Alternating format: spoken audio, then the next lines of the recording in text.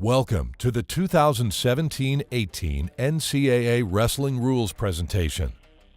This year's rules video has been prepared by Chuck Barbee, NCAA Wrestling Secretary, Rules Editor, and Weight Management Liaison. If you have any questions while watching the presentation, please make note of those questions and email Chuck Barbee, whose contact information can be found in the front of the 2017-18 Wrestling Rules book. Before we review the major rules changes for the 2017-18 season, it's important to remind both referees and coaches to thoroughly review the entire rules book. The rules presentation today will not cover every change being implemented for the upcoming season. At the front of the rules book is an overview of all the major changes implemented by the Rules Committee. In addition, throughout the rules book, you will see sections highlighted in blue. Each of the highlighted areas indicates a change from the previous season. Starting with the 2017-18 season, the rules interpretations are no longer found in the rules book. The new home for the interpretations is the Center Mat website, and the interpretations document will now be called the Casebook. Referees, your certification exam will cover rules in the rules book, information in the Casebook, as well as information provided in the 2016-17 educational videos that can be found by clicking on the Video tab of the Center Mat website.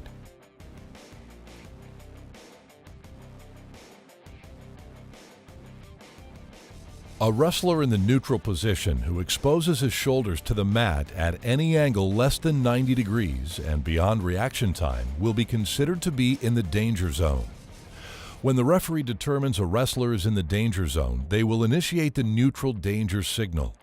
This signal is a verbal announcement of the word danger, followed by a verbal count to 3. If the referee reaches the third count and the wrestler is still in the danger zone, control is considered to have been established and a takedown is awarded. With the exception of utilizing the 90-degree angle instead of a 45-degree angle, the criteria for near fall will be utilized to initiate the neutral danger signal. The rules for securing near fall have not changed, and near fall can only be scored once a takedown is awarded. The purpose of the rule is to provide wrestlers the opportunity to demonstrate control in the neutral position. If a wrestler is stuck, unable, or unwilling to get out of the neutral danger zone, the referee will award a takedown upon achieving their third count. As in all other cases, reaction time is at the determination of the referee. Because of this, there will be minor variances between referees on when they announce the danger signal. When the referee announces the danger signal, if the wrestler immediately moves out of the danger zone, the count should stop. If, after announcing the danger signal, the wrestler moves around but stays in the danger zone without ever leaving the danger zone, the count should continue until the wrestler is out of danger or the takedown is awarded. To eliminate confusion and standardize the options for choice of positions during a match, the rule has been changed so that wrestlers in the overtime tiebreaker periods are able to select top, bottom, or neutral. With this change, anytime a wrestler is given a choice of position during a match, they will always have the option of top, bottom, or neutral. Competitors may have facial hair, but it must be trimmed to a length that allows medical personnel to execute a proper skin examination. This is an example of facial hair in which the skin can be properly inspected. This photograph is an example of facial hair that is likely less than a half inch in length, but the hair is so thick the skin is not able to be inspected. In instances like this, medical personnel responsible for executing the examination have sole authority to request the facial hair be trimmed so an examination can occur. If the facial hair is required to be trimmed, it must be done immediately and before the competitor is allowed to proceed to weigh in. With the facial hair examination occurring at weigh-ins, The only facial hair rule referees are expected to enforce mat side is facial hair exceeding 1/2 inch in length. Rule 1.8.2 does allow facial hair exceeding 1/2 inch in length as long as the wrestler can clear medical exams and the facial hair is covered with a neoprene-type facial hair covering or a full-face mask attached to the wrestler's headgear. A competitor who receives his second unsportsmanlike conduct in the same individual match will be disqualified from that match. The rules book defines the match as the period of time from when the referee blows the whistle to start the first period until the end of the third period, overtime, or after a fall, technical foul, default, or disqualification occurs. The previous rule did not disqualify an individual until the fourth act of unsportsmanlike conduct. Please remember, unsportsmanlike conduct during the post-match period is not considered an in-match violation. This rule clarifies that when wrestlers are in the offensive and defensive wrestling position and they rise to the rear standing position, it is always the offensive wrestler's responsibility to make an attempt to return the defensive wrestler back to the mat. This new rule eliminates the previous year's interpretation that the defensive wrestler could be called for stalling if he continually rose from the down position when the offensive wrestler had a leg ride in place. As an example, if wrestlers are in the rear standing position with the legs in, they would be required to remove the legs and make an attempt to return the defensive wrestler back to the mat. Here is a video example of proper execution by the offensive wrestler who finds himself in the rear standing position with legs in. With this rule, when a referee is executing a verbal and visual count for a drop-down call, the referee may delay stopping the bout if the defensive wrestler is progressing toward a potential scoring opportunity. The determination of whether or not the defensive wrestler is progressing toward a scoring opportunity is a referee decision. This rule should be applied exactly like a locked hands call when the offensive wrestler locks hands while the defensive wrestler is progressing toward a scoring opportunity. This rule applies to all NCAA competition and limits each wrestler to a total of 6 matches in one day. Forfeits and medical forfeits do not count into the 6-match limit. However, all other matches count toward the total.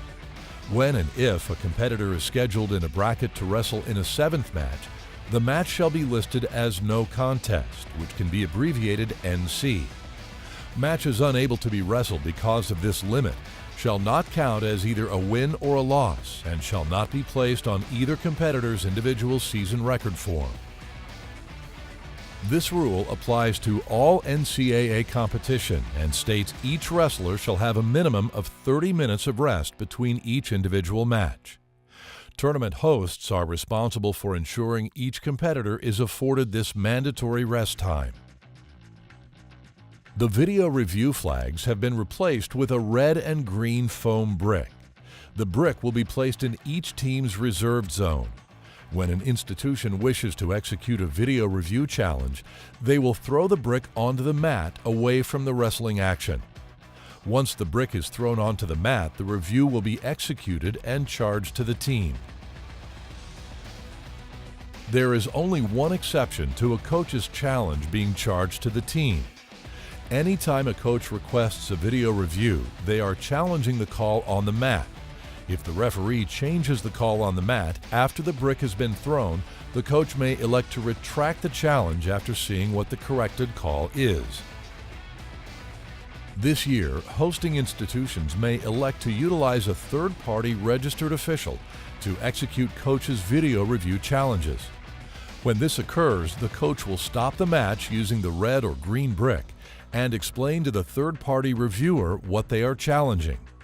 The third-party reviewer will be the only individual to review the video. Once the decision is made, the reviewer will inform the head referee and the score table of the decision. The referee on the mat will make the announcement as to the results of the video review. As a reminder, third-party reviewers review only coaches' challenges.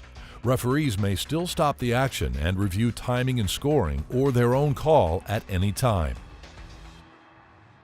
These new rules provide clarity on the terms entrant and competitors at NCAA competitions. Wrestlers who are on their institutional entry list for an event after the deadline for verification of entries are considered entrants in that event. Once the verification of entry deadline has passed, teams may not make changes or substitutions. Competitors are those individuals listed on the official entry list who have passed medical exam and made weight. Official entries who fail to make weight should be listed on the bracket as a forfeit, while entrants who fail to pass medical exams should be listed on the bracket as a medical forfeit. The only exception to this rule is at NCAA qualifying events. Individuals failing medical exams may be allowed to weigh in so they may be considered as a competitor in the national qualifying event. The reserved zone is defined as the area allocated for team personnel and non-competing wrestlers. All individuals may move freely within the reserved zone. The restricted zone is an area in which coaches and non-competing personnel are not allowed to be in unless it is for an acceptable reason as outlined in the rules book. This diagram outlines for a typical dual meet where the reserved and restricted zones are located. You can see that in a typical dual meet setup, anyone other than the competing wrestlers that step onto the mat or into the area in front of the head table will be considered to be in the restricted zone. This diagram outlines a typical reserved and restricted zone setup for a tournament. The reserved zone for coaches is identified by the 8-foot triangular portion in each corner of the mat. As in dual meets, the area in front of the score table is also considered a restricted zone for tournaments. This new rule eliminates the ejection of the coach as a penalty in the penalty sequence. The new rule will progress as a warning followed by a second warning. The third and all subsequent violations will be the deduction of 1 team point. When the situation warrants, coaches and all other team personnel may still be ejected from the event utilizing the flagrant misconduct rules. The questioning a rules application penalty continues to be cumulative per institution throughout the entire event. Also, please note the change in the naming of this rule from questioning the referee to the new name, which is questioning a rules application. This rule change removes both the initial warning and the ejection of the coach from the penalty sequence. All control of mat violations will be an immediate team point deduction. In dual meets, this deduction shall be issued immediately. In tournaments, the scorer's table should indicate the team point deduction on the bout sheet, indicating the penalized team followed by the abbreviation CMV-1TP, so the head table can appropriately deduct the team point. Again, when warranted, coaches and team personnel may be ejected from the competition using the flagrant misconduct rule. This new rule provides for a 1-pound weight allowance for all institutions when back-to-back dual, triangular, or quad meets occur. The 1-pound allowance is provided to all teams competing on the day after the first event, regardless if they were one of the teams competing on the previous day. For example, if Team A wrestled Team B on Monday, and on Tuesday Team B wrestled Teams C, D, and E, Teams B, C, D, and E would all receive the 1-pound weight allowance. Regardless of the number of back-to-back dual meet events, the weight allowance shall never exceed 1 pound. Also, individual or team tournaments occurring the day following a dual meet, triangular, or quad shall not receive a 1-pound allowance. The rules related to weight allowances for multi-day individual and team advancement events are unchanged from prior years and should still be followed. In the next few minutes, we will cover points of emphasis the Rules Committee would like all coaches and referees to be aware of for the 2017-18 season. The Rules Committee would like to emphasize that the forceful posting or popping of the hand to the opponent's face is considered unnecessary roughness. These photographs are examples of this type of action. While the primary point of emphasis is to eliminate the forceful posting into the wrestler's face, there can still be instances of being called for unnecessary roughness, even when the post is not forceful, but rather executed repeatedly and in a way that could cause injury. The neutral out-of-bounds stalling rules are unchanged for the 2017-18 season. As a reminder, the neutral out-of-bounds stalling call is not issued based on who is being the aggressor, but rather which wrestler forces an unnecessary restart in the neutral position. As has been the case in previous seasons, backing out of bounds with little to no effort to circle back in bounds is stalling. Pushing a wrestler out of bounds who is actively trying to stay in bounds is stalling by pushing.